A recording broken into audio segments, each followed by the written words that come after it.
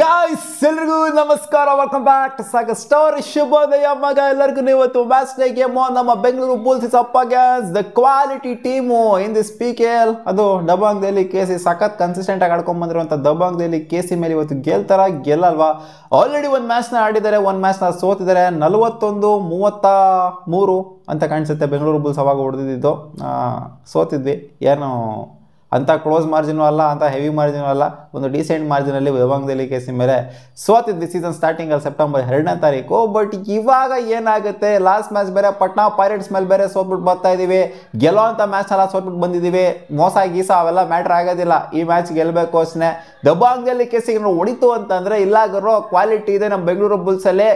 ಬರೀ ಬಾಟಮ್ ಅಲ್ಲಿರೋರ ಮೇಲೆ ಮಾತ್ರ ಅಲ್ಲ, ಬಾಟಮ್ ಅಲ್ಲಿರೋರ ಮೇಲೆ ಸೋಲೋಕ್ಕೂ ಗೊತ್ತು, ಟಾಪ್ ಆಫ್ ದ ಟೇಬಲ್ ಅಲ್ಲಿರೋರಿಗೆ ಹೊಡೆಯೋಕ್ಕೂ ಗೊತ್ತು ಅಂತ ಇವತ್ತು ಪ್ರೂವ್ ಮಾಡಬೇಕಾಗಿದೆ. ಸೊ ನೆನ್ನೆ ಆದಂಥ ಮ್ಯಾಚ್ಗಳ ಬಗ್ಗೆ ಸ್ವಲ್ಪ ಡಿಸ್ಕಸ್ ಮಾಡುವಂಥ ಸಮಯ, ಯಾಕಂದರೆ ಪಾಯಿಂಟ್ಸ್ ಟೇಬಲ್ ಅಲ್ಲಿ ಮ್ಯಾಟರ್ ಆಗೋದ್ರಿಂದ. ನೆನ್ನೆ first match Bengal versus Patna pirates. ಏನು ಈ ಪಟ್ನಾ ಪೈರೇಟ್ಸ್ ಅಂತ ಮಕ್ಕಳಿಗೆ ಏನು ಬೆಂಗಳೂರು ಬುಲ್ಸ್ ಮೇಲೆ ಗೆದ್ದ ಮೇಲೆ ಏನೋ ಬಂದ್ಬಿಟ್ಟೈತೆ ಗುರು.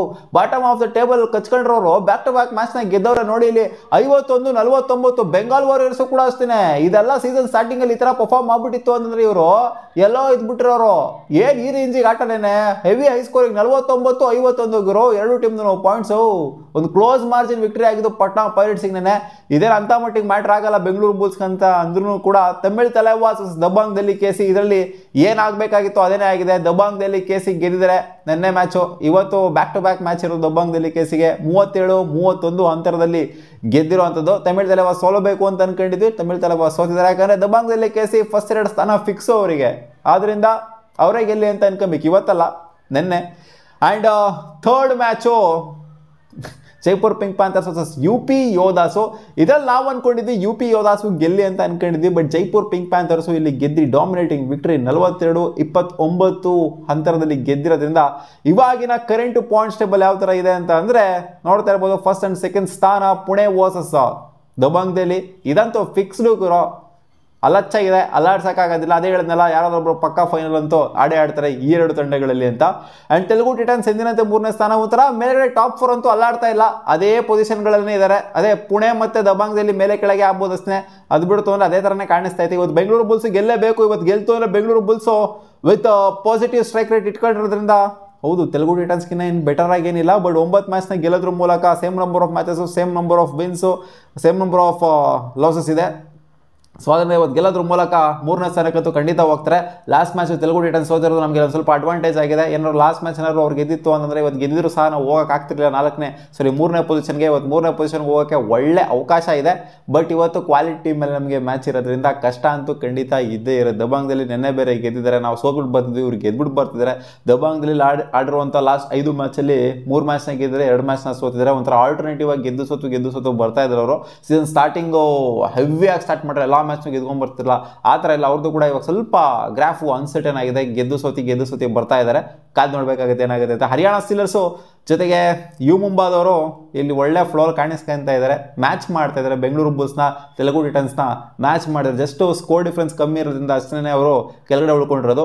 ಇವಾಗ ಏನಾದ್ರು ಬೆಂಗಳೂರು ಬುಲ್ಸು ಇಲ್ಲಿ ಸೋಲ್ತು ಅಂತಂದರೆ, ನೆಕ್ಸ್ಟ್ ಏನಾದ್ರು ಮುಂಬಾ ಜೊತೆಗೆ ಹರಿಯಾಣ ಸ್ಟೀಲರ್ಸ್ ಗೆಲ್ತು ಅಂದರೆ ಬೆಂಗಳೂರು ಬುಲ್ಸು ಸೀದಾ ಕುಸ್ತು ಬೀಳ್ತಾರೆ. 6ನೇ ಪೊಸಿಷನು 7ನೇ ಪೊಸಿಷನ್ ಕುಸ್ತು ಬಿದ್ರು ಆಶ್ಚರ್ಯ ಪಡುವಂತೇನಿಲ್ಲ. ಯಾಕಂದರೆ ಜೈಪುರ್ ಪಿಂಕ್ ಪ್ಯಾಂಥರ್ಸ್ ಮ್ಯಾಚ್ನ ಗೆದ್ದಿದ್ದಾರೆ.